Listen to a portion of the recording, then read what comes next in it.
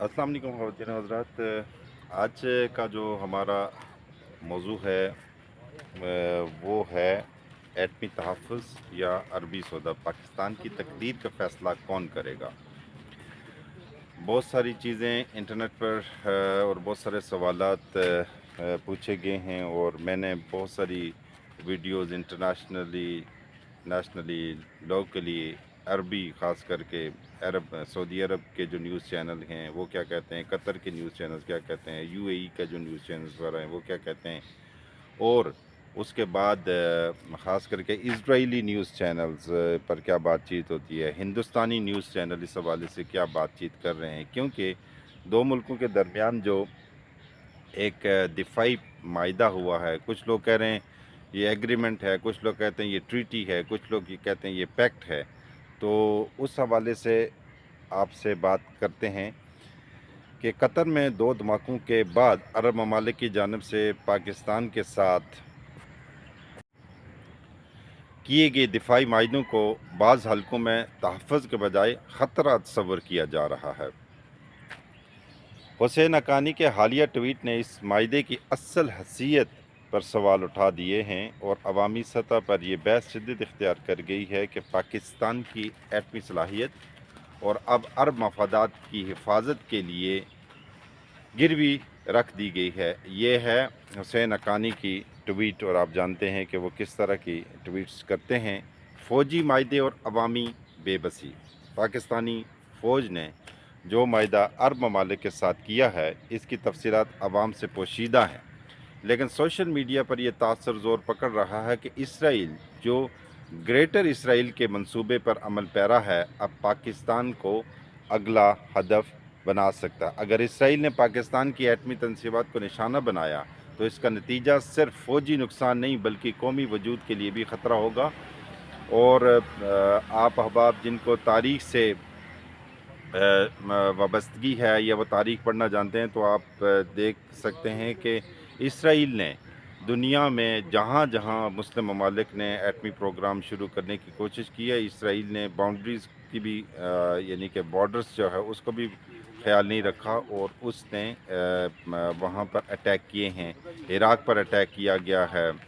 इसी तरह माजी में हम देखें तो बहुत ही मशहूर और हर एक को इसका इल्म भी है कि इसराइली ने इंडिया के साथ मिलकर पाकिस्तान के जो एटमी प्रोग्राम है उस पर हमला करने की कोशिश की, लेकिन वक्त और हालात कुछ ऐसे पैदा हो गए कि वो ये जुर्रत ना कर सका। और तो ये इस हवाले से लोगों के जहन में ये सवाल आ रहा है कि पाकिस्तानी अवाम ने पेट काट कर कुर्बानियाँ देकर ये एटमी प्रोग्राम बनाया था। ये अरब बादशाहों की हिफाजत के लिए नहीं बल्कि पाकिस्तान की खुद मुख्तारी के लिए था। हरमैन शरीफैन की हिफाजत के लिए माहिदे पहले ही बिला मुआवजा हो चुके हैं, तो फिर बाकी अरब ममालिक से दिफाई माहिदे किस बुनियाद पर किए जा रहे हैं। अब इसमें एक चीज़ और भी है, अरब ममालिक और भारत दोहरा मेयार। ये सवाल भी अहम है कि क्या किसी अरब ममालिक ने कभी भारत को धमकी दी कि पाकिस्तान पर हमला, अरब पर हमला तस्वर किया जाएगा। जवाब वाज़ेह है नहीं, बल्कि अरब ममालिक भारत के साथ अरबों डॉलर के तजारती माहिदे करते हैं, दिफाई तावन बढ़ाते हैं और पाकिस्तान को सफारती तन्हाई की तरफ धकेलते हैं। तो फिर सवाल ये है कि पाकिस्तान क्यों अरबों के लिए अपनी एटमी छतरी पेश कर रहा है। क्या ये सौदा डॉलरों और रियालों के बदले हो रहा है, और अगर ऐसा है तो ये सौदा पाकिस्तान के मुस्तकबिल के साथ हो रहा है। एटमी बटन किसके हाथ में है। पाकिस्तान का एटमी बटन अवाम के हाथ में नहीं बल्कि फ़ौज के हाथ में है, और फ़ौज का बटन किसके ज़ेर असर है ये एक तल्ख़ हकीकत है, मगर नज़रअंदाज नहीं की जा सकती। अगर आवाम ने अकल से काम ना लिया तो पाकिस्तान भी इराक़, अफ़गानिस्तान, शाम और लिबिया की तरह खंडर बन सकता है। ये कुछ पाकिस्तानी लोग और कुछ माहिरीन ने इस हवाले से ख़दशात का इज़हार किया है। और आप जानते हैं कि इसराइल का रवैया हमेशा ऐसा ही रहा है कि वो किसी भी मुल्क से उसे कोई ख़तरा अगर महसूस हो, चाहे वो शाम हो, चाहे वो यमन हो, चाहे वो ईरान हो, اور یہ ہم نے ریسنٹلی پچھلے کچھ دنوں میں دیکھ لیا جب سے نیتن یاہو کی حکومت آئی ہے، تو انہیں کیونکہ امریکہ کی آشرواد حاصل ہے تو انہیں کسی بھی ملک کا کوئی ڈر بالکل بھی نہیں ہے۔ یہ ہمیں اپنے دماغوں سے نکال لینا چاہیے۔ جو لوگ انٹرنیشنل میڈیا دیکھتے ہیں اور خاص کر کے جو لوگ اسرائیلی نیوز چینل دیکھتے ہیں، کیونکہ میں یہ ساری چیزیں خود دیکھتا ہوں، کور کرتا ہوں اور دیکھتا ہوں کہ کیسے مطلب اسرائیلی دنیا کے اندر جو ہے نا خاص کر کے اپنا ایک بیانیہ بنانے کی کوشش کر رہے ہیں۔ وہ دنیا کو یہ پیغام دے رہے ہیں کہ ہم تعداد میں کم ہیں اور ہمیں ایگزسٹینشل تھریٹ ہے۔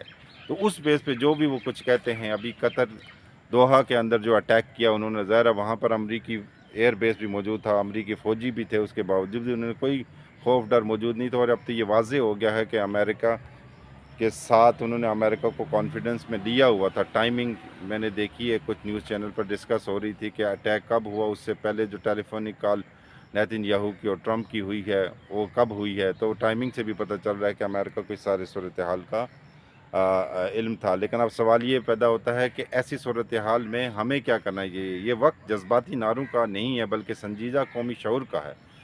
مقدس مقامات کی حفاظت سے جو ہے، مقدس مقامات سے خاص کر کے ظاہر مسلمانوں کے لیے مکہ اور مدینہ تمام مسلمان ممالک کے لیے ایک اہمیت کے حامل ہیں، اور ظاہر ہے مکہ اور مدینہ جو ہے ان کی حفاظت کرنا ہر مسلمان پر فرض کنسیڈر کی جاتی ہے، اور وہ ہماری شناخت کی نشانی بھی ہے۔ مکہ جہاں تمام تر لوگ حج اور عمرہ کرنے کے لیے جانتے ہیں، اور ظاہر کعبۃ اللہ وہاں پر موجود ہے، اور مدینہ جہاں حضور صلی اللہ علیہ وسلم نے ریاست مدینہ کا قیام کیا، اور حضور صلی اللہ علیہ وسلم کا جسد اقدس وہاں پر ہے، اور ایک روحانی پہلو بھی ظاہر مدینہ کا مسلمان دنیا کے ساتھ کنیکٹ ہے۔ تو اس حوالے سے دنیا کے اندر جو کچھ تبدیلی آ رہی ہیں، اور میرا یوٹیوب چینل ہے شبیب ان ایڈیٹڈ، جیسے ابھی بھی جو ویڈیو بنائی جا رہی ہے یہ آپ کے ساتھ شیئر کر دی جائے گی without editing. So that is why my YouTube channel name is Shabib in edited.